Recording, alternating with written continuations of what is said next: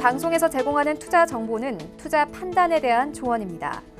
방송에서 제공하는 주식의 가치, 가격 상승 및 가격 하락에 대해서는 방송사에서 보장하지 않습니다.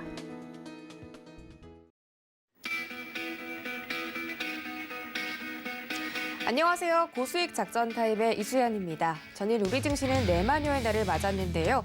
강보합권 거래를 마쳤습니다. 저가 매수세 유입과 미국 금리 안정화 때문에 다행히도 시장이 그렇게 크게 걱정한 만큼 떨어지지는 않았고 오히려 상승을 해줬습니다. 코스피가 3,224선, 코스닥이 0.9%가량 상승을 해줬는데 다만 거래소 시장에서 기관들이 1조 원 넘게 매물 출회가 일어났다는 점이 오늘 우리 시장이 조금 더 지켜봐야 할 포인트인 것 같습니다. 또 조금 전에 뉴욕 증시 3대 지수는 일제히 상승 마감에 성공했습니다. 투자자들이 기다렸던 미국의 CPI 지수가 발표됐는데요. 시장 예상치보다 큰 폭으로 상승했음에도 불구하고 이미 기저효과로 인플레 우려가 선반영됐다라는 그런 감정 때문에 시장에 크게 우려하지 않고 오히려 상승하는 모습 보였습니다. 미국의 국채금리가 1.4%대까지 추락하면서 오히려 나스닥 시장이 또 많이 올라주면서 14,000포인트 회복했고요. S&P 500 지수는 사상 최고치를 경신했습니다. 오늘 우리 시장 흐름도 기대되는 만큼 고수익 작전 타임과 함께 다양한 투자 전략 세워보시기 바라겠습니다. 그럼 오늘의 투자 작전 화면으로 만나보시죠. 이성웅의 작전 키워드 시간에서는 미국의 테이퍼링 시계는 이라는 주제로 앞으로 테이퍼링 시기가 언제쯤 다가올지 예측해 드리겠습니다. 허반석의 작전 리포트 시간에서는 이번 주 지속적으로 다뤄드렸던 음식료 업종 다시 한번 리뷰해드립니다. 이주연의 주요 스포트 시간에서는 정치 테마주 과열 문제에 대해서 다시 한번 다뤄드리겠습니다. 투자 전략 집중 공개해드립니다.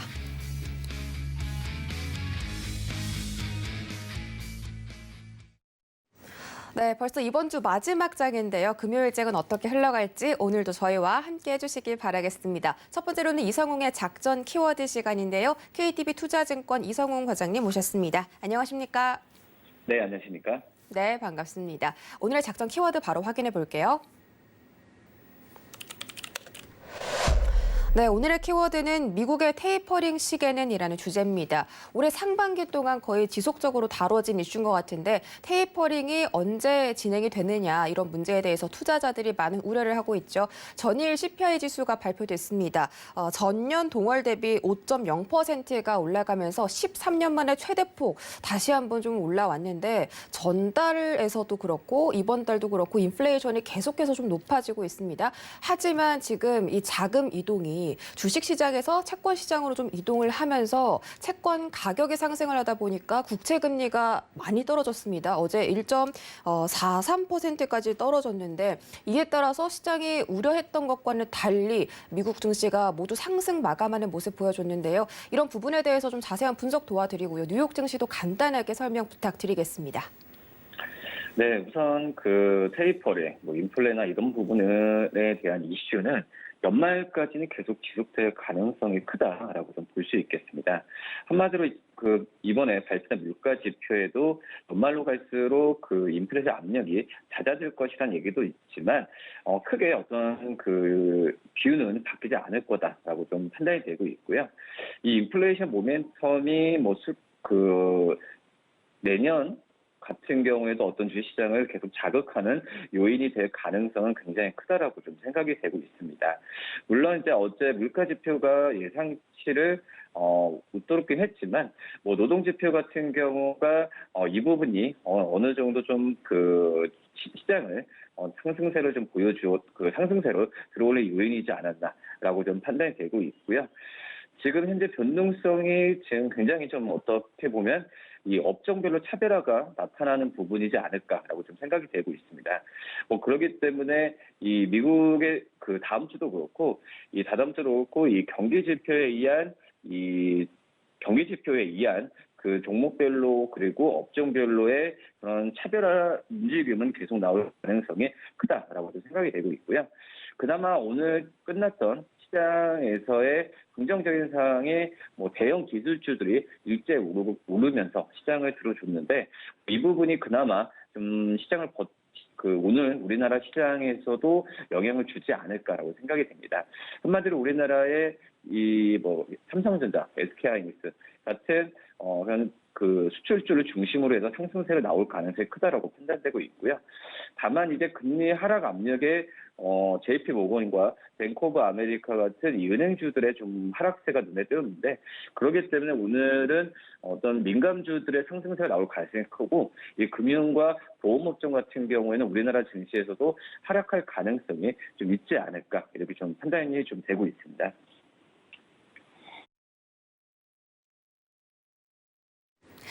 네, 앞으로 투자자들은 이제 CPI 지수가 발표가 됐으니까 FOMC 회의 결과를 기다리면서 앞으로 어떻게 통화 정책의 하반기에는 흘러갈지 주시할 것 같습니다. 말씀 고맙습니다. 네, 이번 주 뉴욕 증시 종목별 흐름으로 봤을 때 아무래도 가장 특징적인 건 밈 주식의 활황이었겠죠. 올해 초반에 게임스톱부터 시작해서 AMC가 또 이달 들어서만 2조 원가량 개인 투자자들이 거래했다고 하고요. 이 외에도 웬디스나 블랙베리 그리고 클로버 헬스 같은 새로운 밈 주식들이 등장하면서 시장의 변동성을 확대하고 있습니다. 이런 부분 어떻게 보십니까? 네, 우선 말씀하셨듯이 이제 밈 종목이라는 부분에 있어서 새로운 종목들이 계속 지금 등장하고 있다라고 좀 볼 수 있겠고요.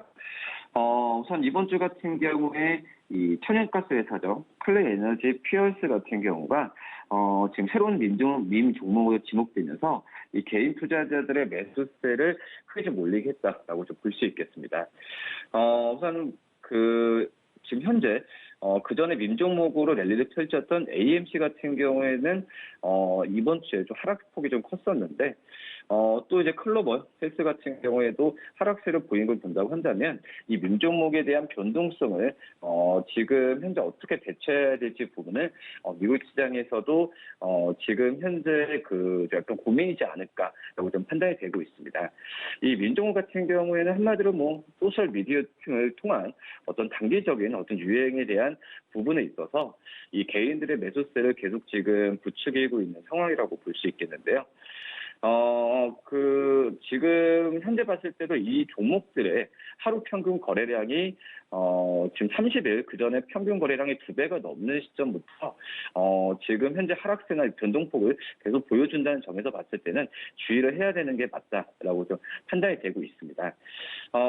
지금 현재 공매도, 우리나라도 지금 공매도에 대한 어떤 시장에서의 개인 투자자들의 그런 반발이 좀 심했던 부분이라고 좀 볼 수 있겠는데, 그렇기 때문에 지금 현재는 민 종목에 대한 관심을 미국 시장에서도 당분간 이어질 가능성이 좀 크지 않을까라고 좀 판단이 되고 있고요.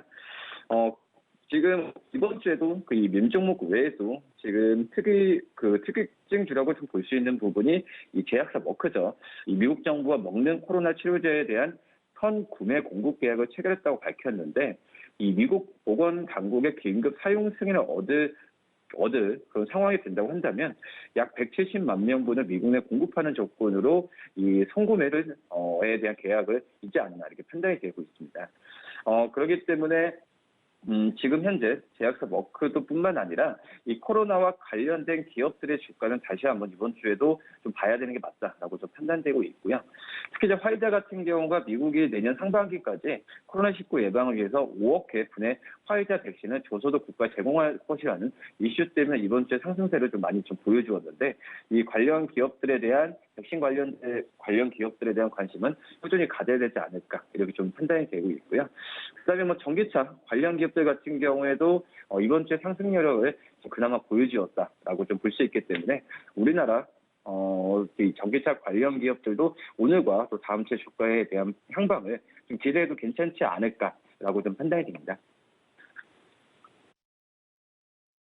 네, 말씀해주신 바이오 종목들 먹는 코로나 치료제가 정말 시판에 출시가 된다면 증시 회복이 더욱더 빨라질 것으로 예상되고 있고, 또 오늘 모더나도 약물 복용 나이를 12세에서 17세로 낮춰주라라고 미국에 좀 승인 요청을 한 상태죠. 이런 부분들이 앞으로 바이오 섹터에 어떤 바람을 불러일으킬지도 함께 지켜보도록 하겠습니다.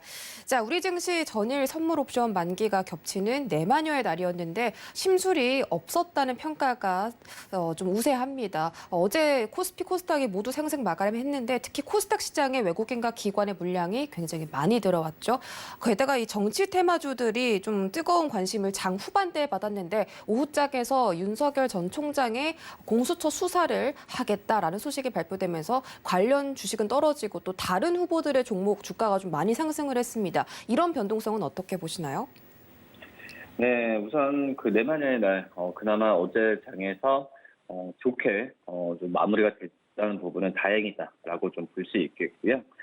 어제 증시 본다고 하더라도 이 그동안에 그 주가 흐름이 부진했던 기술 성장주 위주로 좀 종목들의 상승세를 보였다는 점에서 좀 긍정적이지 않나 이렇게 판단이 됩니다.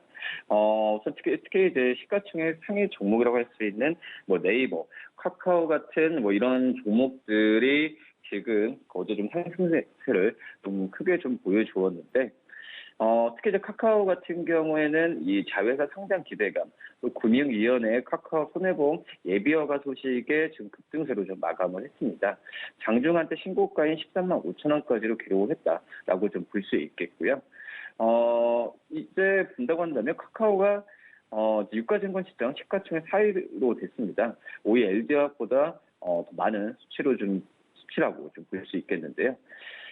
지금 현재 이 기술주들에 대한 기술 성장주에 대한 관심을 다시 한번 불고 있는 상황이기 때문에 우선 민감주도 지금 현재 좋은 상태라고 좀 볼 수 있겠는데, 어떤 순환매 속도가 다시 한번 기술 성장주, 특히 이제 인터넷 어떤 플랫폼 기업들에 대한 관심을 또 가져야 될 시기이지 않을까 이렇게 좀 판단이 좀 되고 있고요. 어제 또 가장 큰 좀 특이 사항 중에 하나가 이 이스타 항공 인수전에 나서면서 이 쌍방울과 하름의 좀 상승폭이 좀 눈에 띄게 나타났다라는 게 어제 좀 시장에서의 좀 관심이다라고 좀 말씀드릴 수 있겠고요. 그다음에 이제 변동폭이 많이 셌죠. 이 약간 테마주 성격이라고 볼 수 있겠는데, 이 윤석열 전 검찰총장에 대한 부분에 있어서 이 윤석열 테마주에 대한 주가에 대한 흐름 부분이 천차만별로 나타나기 때문에 주의를 해야 되는 건 맞지 않나 이렇게 좀 판단이 되고 있습니다. 그 전에 그 뭐 히림 또 이 윤 전 총장의 와 관련된 어떤, 저도 뭐 구체적으로 좀 말씀드리긴 뭐한 부분이긴 하지만 뭐 관련주로서 상승세를 좀 보여주었지만, 어제 같은 경우에 최대 주주가 주식 일부를 매도했다는 소식 때문에 하락세를 좀 보여주었는데, 뭐 그런 점에서 봤을 때는 이 윤석열 테마주로 엮이는 부분에 있어서 급격한 변동성이 나올 부분을 좀 대비를 해야 된다라고 좀 판단이 되고 있고요. 뭐 어제 뭐 웅진, 뭐 덕성, 서영 같은 경우에도 그전에 윤석열 관련주로 주가가 올란 이후에 어제 같은 하락세로 마감했기 때문에 뭐 이런 부분은 주의하면서 시장에 대해서 투자를 해야 되지 않을까라고 좀 판단이 됩니다. 정치 테마주는 특히 유의하자라는 말씀 전해드렸습니다. 이번 주 종목에 대한 리뷰 한번 좀 해보면 좋을 텐데요. 이번 주는 코로나 백신 접종이 확대되면서 여행 관련주와 항공 관련주가 많이 올랐습니다. 우리나라도 이제 백신 접종을 맞은 인구가 1,000만 명을 넘어섰다고 하죠. 5분의 1가량이 백신 접종이 완료된 건데 앞으로의 좀 상승 기대감도 커지고 있습니다. 또 이제 두슬라라고 불리죠. 두산중공업이 13거래일 만에 150% 정도 주가가 폭등을 했는데 이제 공매도가 세력이 몰려오면서 어제는 10% 급락을 보였습니다. 이런 부분은 어떻게 보십니까? 네, 우선 이제 여행주들뿐만 아니라 뭐 항공주, 그리고 여행과 관련 부대, 뭐 카지노, 면세점 관련주들에 대한 상승 여력이 최근에 다른 업종들에 비해서 굉장히 좀 좋게 좀 나타나고 있다라고 좀 볼 수 있겠고요. 우선 뭐 30세 이상, 또 60세 미만의 예비군과 또 민방위 대역, 또 국방, 외교 관련자 같은 관련자를 중심으로 89만 명 이상의 양심 백세는 얀센 백신을 맞는다라는 얘기가 나와주고 있는데, 뭐 그렇기 때문에 지금 현재 봤을 때도 이 백신 접종 속도가 굉장히 좀 빨라지고 있습니다. 뭐 그렇기 때문에 어제도 이제 극소들의 뭐 영업 시간 뭐 이런 부분에 있어서 늘린다라는 부분이 나와주면서 이거에 대한 파급에 대한 부분이 굉장히 좀 커지지 않을까. 뭐 주식시장 입장에서는 그렇다고 생각이 되고 있고요. 특히 이제 여행 관련주가 어제 강세를 보여주었는데, 지금 현재 여행주들 같은 경우에는 아시다시피 뭐 적자 이런 랠리가 좀 지속되고 있기 때문에 이런 그 주가 상승이 어떻게 보면 약간 고평가에 대한 얘기도 나와주고 있다라고 볼 수 있겠습니다. 물론 이제 이 백신 접종 속도가 좀 빨라지면서 해외 여행이나 이런 부분에 있어서 이 앞당겨질 가능성도 있긴 하지만 지금 너무 이제 어떤 날짜를 그 시간을 특정하기에는 아직까지는 한계는 있다라고 좀 볼 수 있으면서 이 여행 업종에 대한 부분에 있어서는 급격한 어떤 공격적인 매수는 보다는 좀 지켜보는 게 낫지 않을까 이렇게 좀 판단이 되고 있습니다. 지금 현재 뭐 정부가 이 방역 이 신뢰 국가와 단체 허용하는 이 트래블 버블에 대한 부분에 있어서 추진하고 있는데 아직까지 정확하게 그 국가나 이런 부분이 지정 특정이 안 된 상태도 있는 상황이기 때문에 지금 너무 어떤 기대감만으로 주가를 평가하기는 좀 한계가 있지 않나 생각이 되고 있고요. 그 다음에 지난주에 가장 큰 지난주도 그렇고 이번 주 초까지 가장 큰 시장에서 관심을 가졌던 게 이 두산중공업을 비롯한 이 원전 관련주들이라고 볼 수 있겠는데요. 하지만 이제 두술라 말씀하셨듯이 이 두산중공업 테슬라를 합성한 이 두술라라는 별명까지 얻었던 부분이 이 두산중의 주가였습니다. 하지만 이번 주에 공매도 폭탄에 급락하는 부분이 좀 눈에 띄게 나타났다라고 볼 수 있겠고요. 우선 그 한미 정상회담의 원전 사업 협력이 가장 크다라고 좀 볼 수 있겠는데 그 전부터 좀 약간 우려는 있었습니다. 이 펀드멘탈, 그러니까 이 두산중공업의 실적이나 이런 거에 대비해서 주가가 과도하게 좀 올라가지 않았나라는 의견이 좀 많이 있었고요. 또 여기에 그 부분이죠. 이제 공매도 잔고 비중이 급격하게 늘어나면서 약간 우려감은 컸는데 이 부분이 바로 그냥 주가 하락세로 연결되지 않았나 이렇게 좀 판단이 되고 있습니다. 그렇기 때문에 이 두산중공업도 그렇고 이 다른 그 주가의 상승세를 많이 가져간 종목들은 이 공매도에 대한 부분에 있어서 이 우려감이 그 주가 하락에 노출되지 않을까 이렇게 판단이 되고 있고요. 그렇기 때문에 이 관련 기업들에 대한 부분에 있어서 어떤 그 주가에 대한 과도한 상승이나 이런 부분 같은 경우에 좀 향후에는 이런 기업들에 대한 투자 부분은 좀 자제를 좀 하면서 어떤 저평가 어떤 가치주에 대한 매수세를 유지하는 것도 나쁘지 않다라고 좀 판단이 됩니다. 네, 이렇게 변동성이 확대되는 종목은 유의를 하시고 앞으로 저평가주들 꼭 체크를 해보자라고 말씀해 주셨습니다. 자, 그렇다면 오늘장, 금요일장인데요. 주목해 볼 만한 특징 종목들이 있을까요? 오늘장 같은 경우에는 말씀드렸다시피 이제 인터넷 플랫폼 그런 기업들에 대해서도 좀 관심을 계속 가져야 된다. 그러니까 어떤 기술주에 대한 부분을 관심을 가져야 된다고 볼 수 있겠고요. 앞서서 제가 여행주에 대한 부분을 말씀을 드렸는데 그나마 이제 여행주 안에서도 실적이나 펀드멘탈을 많이 갖춘 기업이라고 볼 수 있겠, 그 기업들도 많다라고 생각이 되는데요. 그 중에 하나가 바로 이제 인터파크이지 않을까 이렇게 좀 판단이 됩니다. 인터파크 같은 경우에도 지금 실적이나 여러 가지 면에서 봤을 때는 충분히 상승 여력을 좀 갖고 갈 수 있는 상황이라고 좀 판단이 되고 있고요.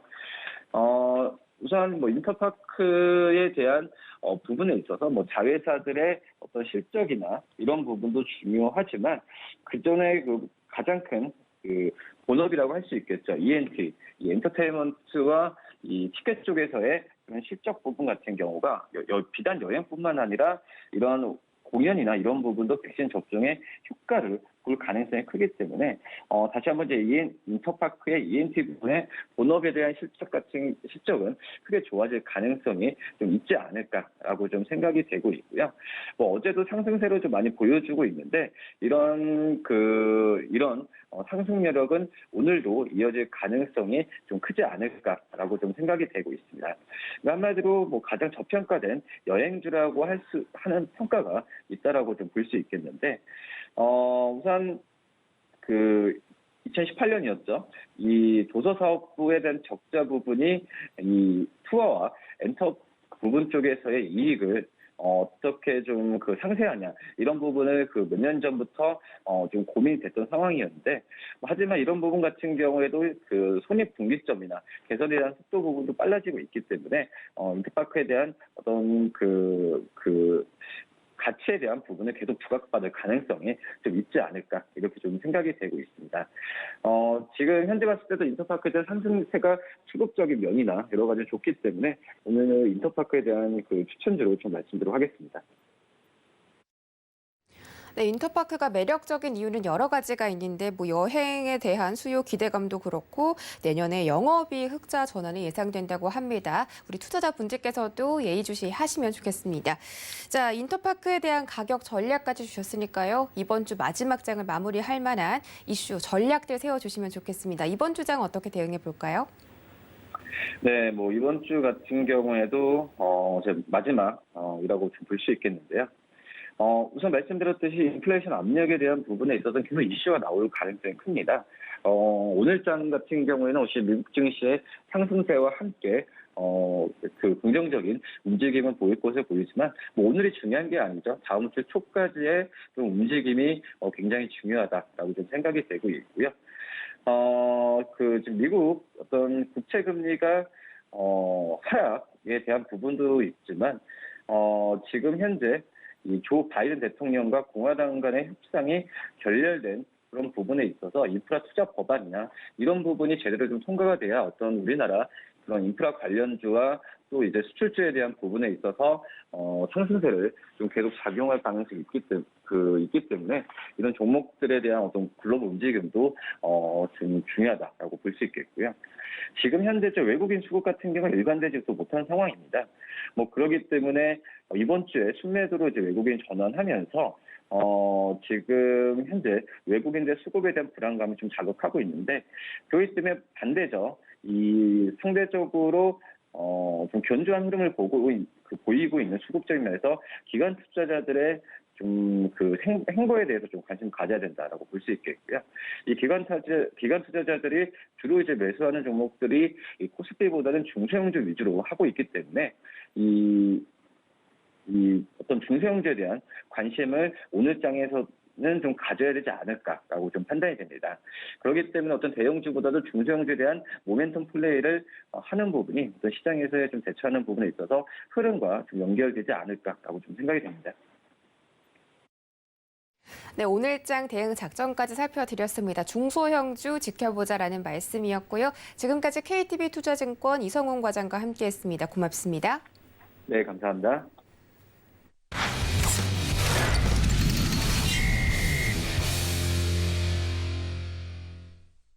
네, 이어지는 시간은 허반석의 작전 리포트 시간입니다. 증권가에 쏟아지는 리포트들 분석해드리고 있죠. IR 분석하신 허반석 전문위원과 함께합니다. 안녕하십니까?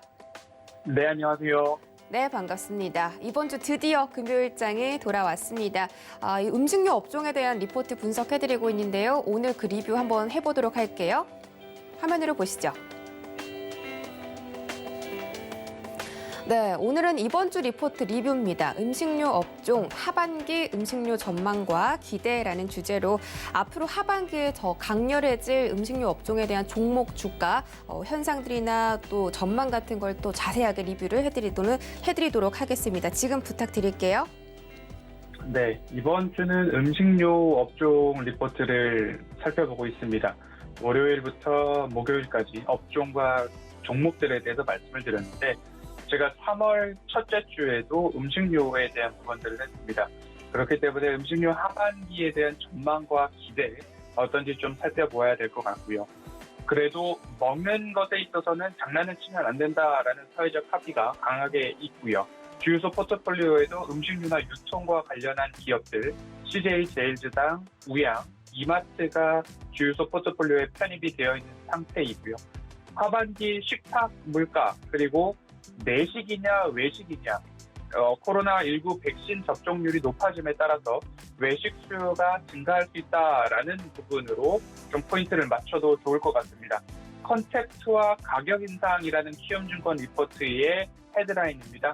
외식 비중 정상화 과정이 점진적으로 증가할 예정이고 오늘 아침 뉴스만 하더라도 7월부터는 외식 그리고 음식료 업종, 식당, 주점들에 있어서 자정까지 영업이 확대될 수 있다라는 이야기들이 모두가 먼저 나오고 있습니다. 확정된 사항은 아니지만 그러한 일들을 봤을 때 외부 활동 재개와 그리고 소비 증가, 그러면 내점객 증가, 이런 것들로 봐서는 언택트 국면에서 수혜를 본 내식 수요에 있어서는 둔화가 일어나고 외부 활동 증가에 있어서 외식 수요의 강한 회복이 전망이 되고 있기 때문에 음료, 주류, 식자재 유통업체들의 실적 개선세는 가팔라지거나 지속될 전망이다라는 말씀 드리고 있습니다.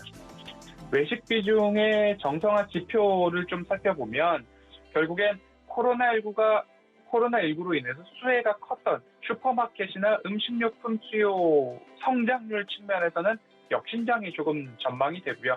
실제 판매량이 줄어들고 있는 부분들도 이미 있다라는 것 참고를 하시고요. 1분기 실적은 비교적 견조한 편이었으냐, 라면 업체들 그리고 내식 중심의 업체들은 매출이 감소할 수 있다라는 부분도 조금 참고를 하셔야 될 것 같습니다. 라면은 이미 시장 침투율이 높습니다. 가정조리 수요의 연계성, 가정조리 수요와 연계된 햄이나 소세지 제품군들도 조금은 역신장할 수 있다라는 부분이지만 구조적으로 가정 간편식 같은 쪽으로는 오히려 양호한 매출 흐름이 증가할 수 있다. 편리함을 누렸던 사람들의 식습관 그리고 생활 패턴들은 변하지는 않을 것이다 라는 부분에 있어서 이커머스 이야기는 조금 다르겠지만 그래도 코로나19 이후에도 증가할 수 있다라는 부분 참고해 볼 수도 있을 것 같습니다. 외식 수요는 저점에서 강하게 고개를 들고 있는 1분기 모습이었기 때문에 아직 절정은 아니다. 그리고 코로나19 완화로 인해서 더 증가할 수 있다라는 모습으로 좀 이목을 그쪽으로 집중을 해보시면 좋을 것 같습니다. 라면 업체들에 대한 추이입니다. 1분기가 될수록 고개를 떨어뜨리고 있는 모습이고요. 하지만 가공식품 업체 같은 경우에는 고개를 들고 있는 모습들입니다. 이미 이제 가정에서 라면을 코로나19로 인해서 많이 먹었다라는 생각을 해볼 수도 있을 것 같고요. 하지만 가정 간편식 쪽으로는 고개를 들고 있다라는 말씀을 좀 드려봤습니다. 그래서 결국엔 곡물가 인상은 이 원가를 판매 가격에 전가시키기에 좋은 기업들을 좀 보시고 다양한 캐시 플로우, 다양한 포트폴리오가 있는 기업들 위주로 보시면 좋겠다라는 말씀을 드렸고 그렇게 된다면 중장기적으로 이익 레벨 확장 측면에서 경쟁사 대비 그래도 나은 이익을 낼 수 있는 기업들을 보시자라는 말씀을 드렸습니다. 그래서 외식 경로 비중이 높은 기업, 음료 관련된 기업, 여름 수혜가 또 있겠죠. 마찬가지로 주류에 대한 부분들도 10시에 대한 영업 규제가 완화된다면 이라는 이야기를 월요일, 화요일 드려왔었는데 결국엔 자정까지 7월부터는 완화될 수 있다라는 이야기가 우리들에게 들려오고 있는 모습들입니다. 그러면서 이제 화요일 CJ 제일제당을 말씀을 드렸습니다. 여전히 매출액과 영업이익 좋은 부분이고요. 식품 분야의 영업이익은 전년 대비 600억 원 증가하고 있고요. 바이오 부분도 직전 분기 대비 60억 원. 피드앤케어라고 하는 사료를 포함한 F&C 부분에서도 직전 분기 대비 400억 원 이상의 영업이익이 증가하고 있는 그런 흐름입니다. 2분기 가이던스를 CJ제일제당은 미드 투 하이 싱글이라고 이야기를 했습니다. 영업이익률은 8에서 9%를 추정하고 있다. 다만 대한통운에 대한 부분들을 제외한 연결 영업이익을 이야기를 하고 있습니다. 그럼 매출 증가율은 5%는 그래도 넘어갈 수 있다라는 이야기들이 좀 나오고 있는 CJ제일제당의 2분기 가이던스였습니다. CJ제일제당이 다양한 사업 포트폴리오를 잘 꾸린 그런 기업이다라고 보시면 좋겠는데요. 저는 언택트와 컨택트를 모두 다 잡고 있는 기업이다라고 지난해 연말부터 좀 말씀을 드려왔습니다. 그리고 기존 식품 사업 부분에 있어서도 해외 쪽으로의 판매도 굉장히 잘 이루어지고 있다라고 좀 보시면 되겠습니다. 그리고 곡물 가격 말씀을 다시 안 드릴 수 없는데요. 곡물 가격이 증가하고 돼지 사육 주수가 증가하면 이제 워낙 반복해서 말씀을 드려왔기 때문에 사료 첨가제로 쓰이고 있는 아미노산 쪽에서의 매출은 증가할 수 있다라는 말씀을 드렸죠. 중국 사료 수요가 강세가 있고 그리고 사료로 쓰이는 옥수수나 대두박 같은 부분에 있어서 대체성이 높습니다. 곡물가 가격이 판가 인상으로 조기에 전가되고 있는 쪽이 이 사료용 첨가제 아미노산 시장이다라고 보시면 좋을 것 같고요. CJ제일제당은 만두 하나만으로도 매출액이 1조 원을 돌파한 기업인 것 여전히 말씀을 많이 드려왔습니다.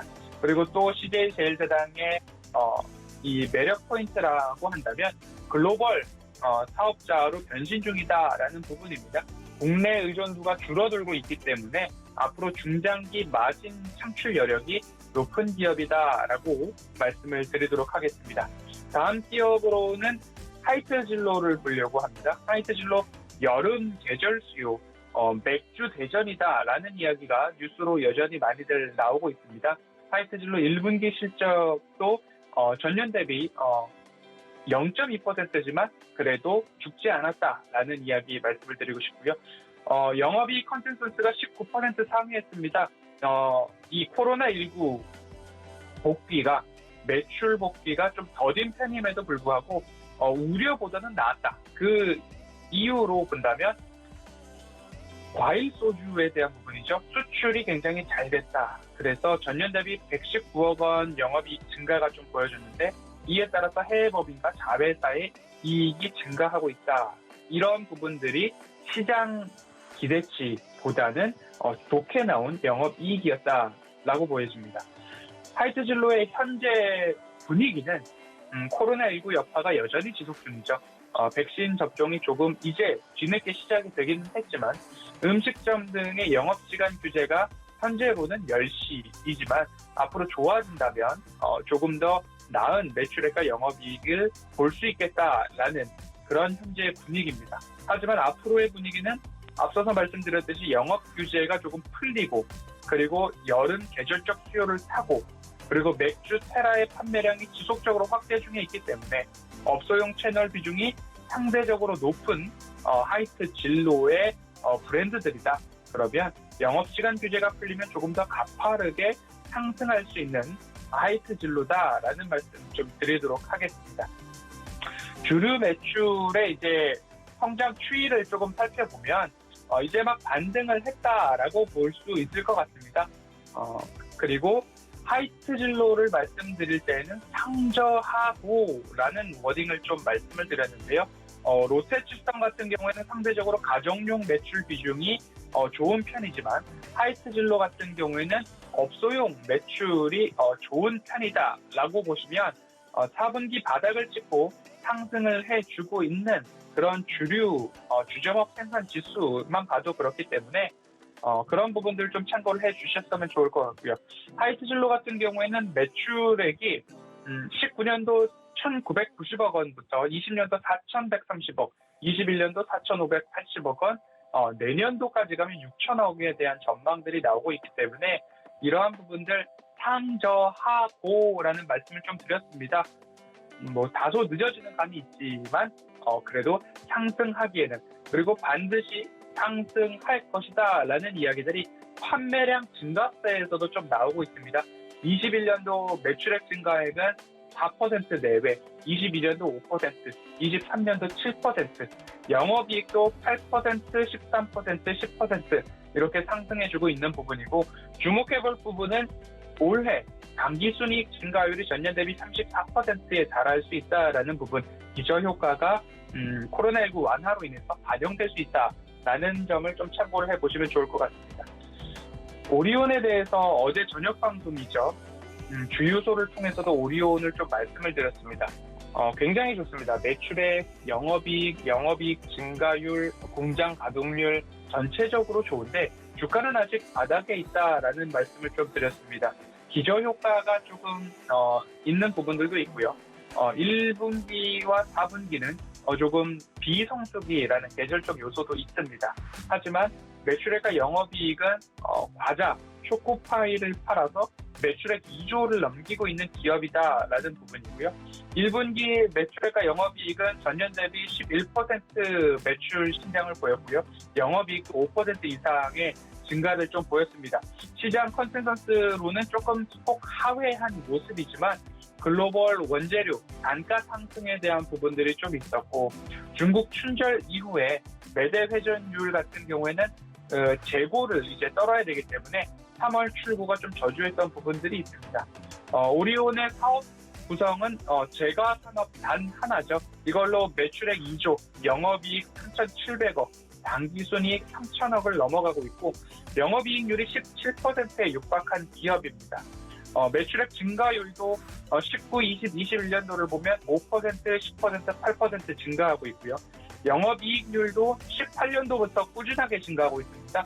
18년도 14.6%, 19년도 16.2%, 20년도와 21년도 각각 16.9%, 17% 육박한 부분이고요. 공장 가동률을 조금 디테일하게 말씀을 드려보면 국내 2, 3, 4, 5 공장은 54, 56, 60, 81%의 공장 가동률을 보이고 있고요. 베트남은 67%, 중국은 60%, 러시아 지역에서는 121%의 공장 가동률이 1분기 보고서를 통해서 나오고 있어서 여전히 굉장히 강한 모습이다라고 좀 보시면 좋을 것 같습니다.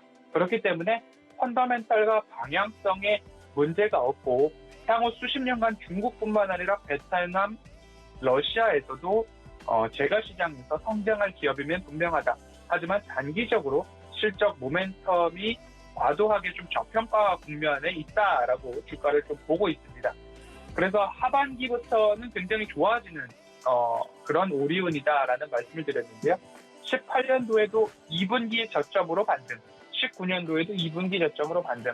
그러면 올해도 2분기 저점으로 반등할 수 있는 그러한 패턴들이 좀 나오지 않을까라는 기대감이 있습니다. 매출액과 영업이익 모두 좋아지고 있고요.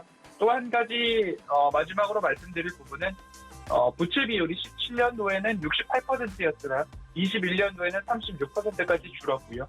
유보금이 17년도 1조 2,800억이었는데 올해 1분기 기준으로 1조 9천억까지 늘어난 기업입니다. 이자 보상 배율이 54배라는 이야기는 차입금을 54배 늘려도 이자를 감당할 수 있는 탄탄한 기업이다라고 보시면 좋겠고요. 매출액은 늘었으나 판매비는 좀 줄고 있는 튼실한 기업이 오리온이다. 하지만 주가는 재미없을 수도 있지만 우상향하기에는 모든 조건들을 좀 갖추지 않았나 싶습니다. 무중이나 자사주 매입 같은 그런 것들도 충분히 가능한 기업인데 기대를 해보지만 주주가치 제고를 위해서 회사에서도 뭔가 대응을 하면 좋지 않을까라는 생각까지 하게 되는 기업입니다. 탄탄하고 싸다 그리고 괜찮다라는 말씀을 좀 드렸는데요.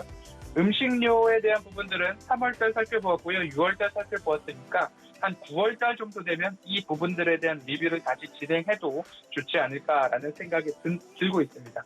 음식료 하반기에 좋아질 것 같습니다. 그럼에도 조금 더 싼 기업은 어딘가라는 생각으로 한번 살펴보시면 어떨까 말씀을 드리도록 하겠습니다. 오늘 그리고 이번 주 음식료 섹터 여기까지 살펴보도록 하겠습니다. 네, 음식료 업종들 리포트 자세하게 분석해드렸습니다. 세 가지 종목이죠. 하이트 진로와 오리온 그리고 CJ제일제당까지 살펴드렸습니다. 오늘 말씀 고맙습니다. 감사합니다.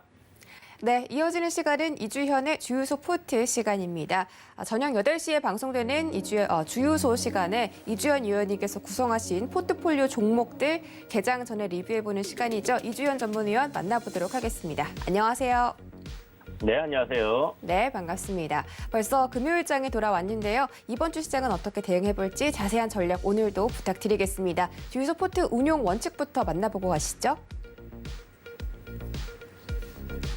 이주연의 주유소 포트 운용 원칙입니다. 첫 번째로는 바닥난 포트폴리오를 접수하고요. 기존 종목들을 손절하고 전문가 추천주로 포트를 운용하게 됩니다. 전문가당 한 종목 추천을 원칙으로 하고 있고요. 제시된 손절가나 목표가를 터치했을 시에는 포트에서 제외합니다.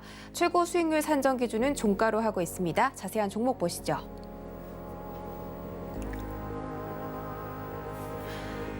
네, 이주연의 주유소 포트 종목들입니다. 동신건설과 삼액THK는 수익률을 14% 달성한 이후에 목표가 청산했고요. 빅텍은 손절 이루어졌습니다. 이베스트 투자증권이 손실권으로 좀 들어왔지만 약손실입니다. 0.24%입니다. 알레비 수익률 지속적으로 증가하고 있습니다. 5.67% 수익 달성하고 있습니다. 다음 장 보시죠.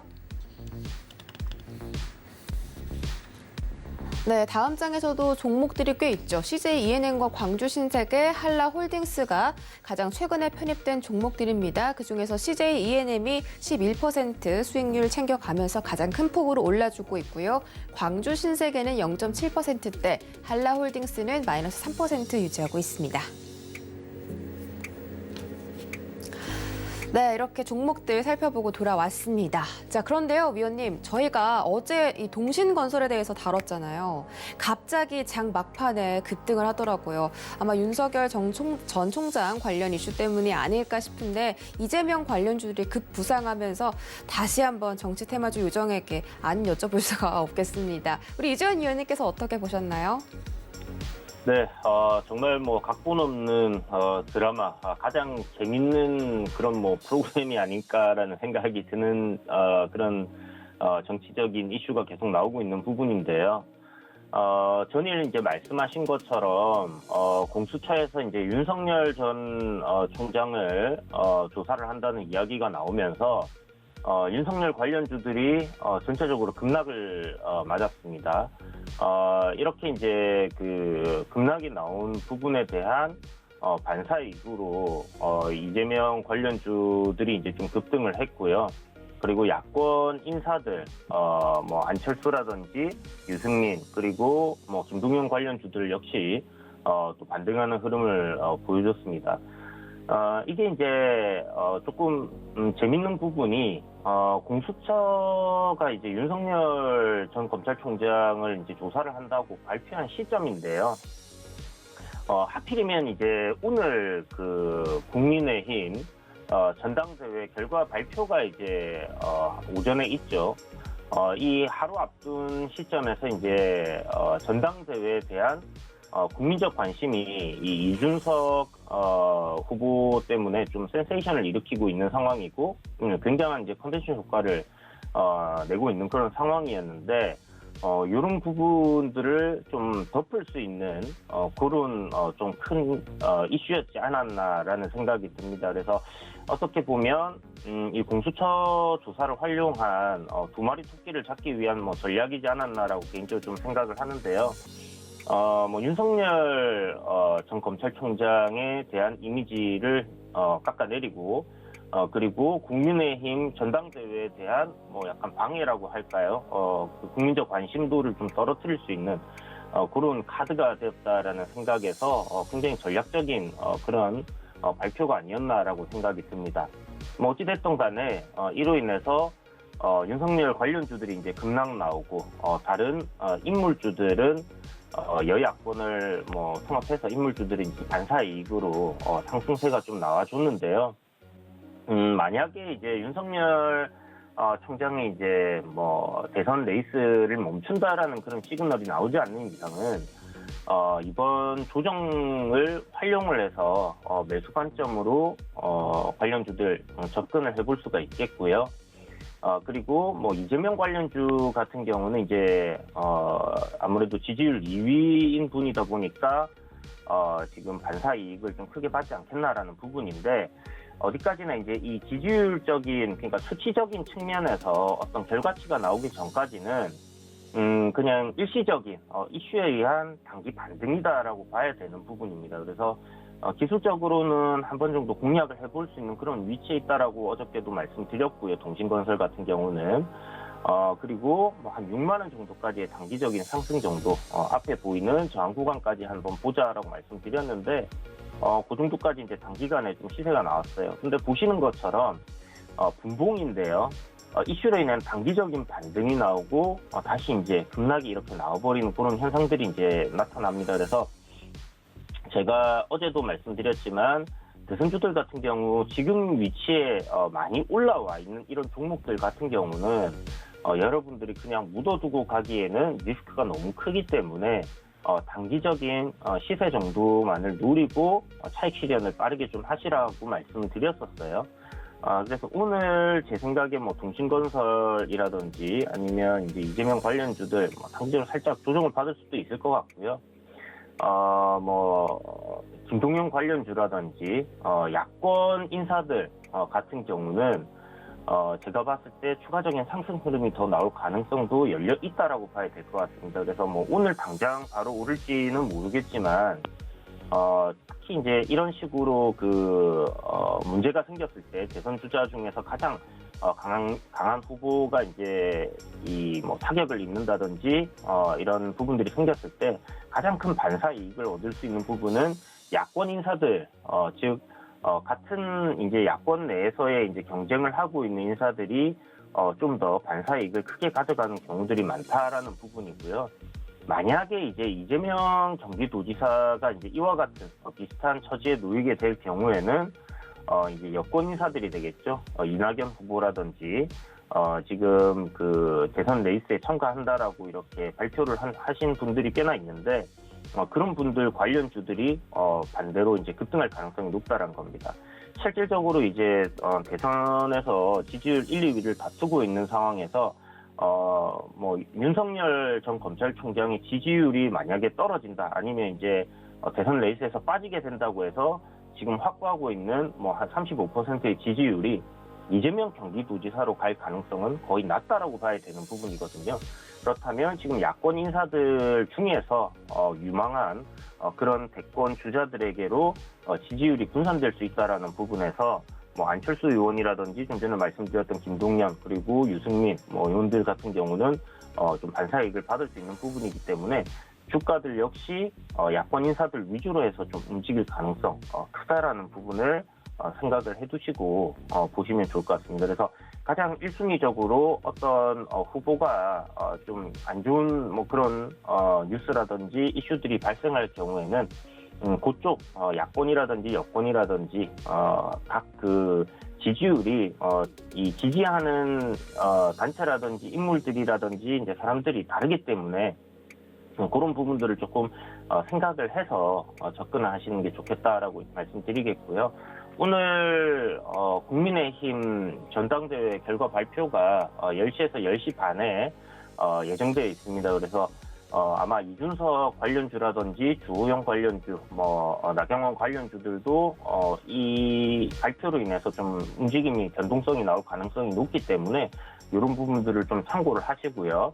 어찌됐든 이제 오늘 발표가 나오게 되면 재료 소멸이라는 점에서 이런 부분들 뭐 너무 긴 관점으로 보시기보다는 좀 짧게 대응을 하시는 게 좋을 것 같습니다.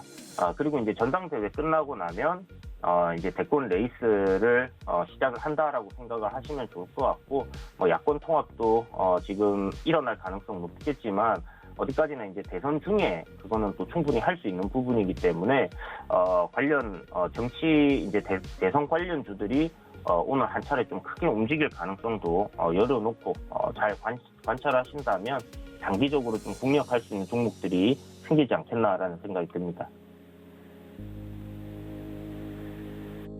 네, 오늘 말씀 주신 것처럼 국민의힘 당대표 결과가 오전 10시에 발표되기 때문에 관련 정치 테마 종목들 변동성 꼭 유의하셔야겠습니다. 말씀 고맙습니다. 네, 감사합니다. 네, 고수익 작전 타임에서 1시간 동안 정말 다양한 전략들 세워봤습니다. 저희는 잠시 뒤 순간포착 매매 시그널로 돌아오겠습니다. 고맙습니다.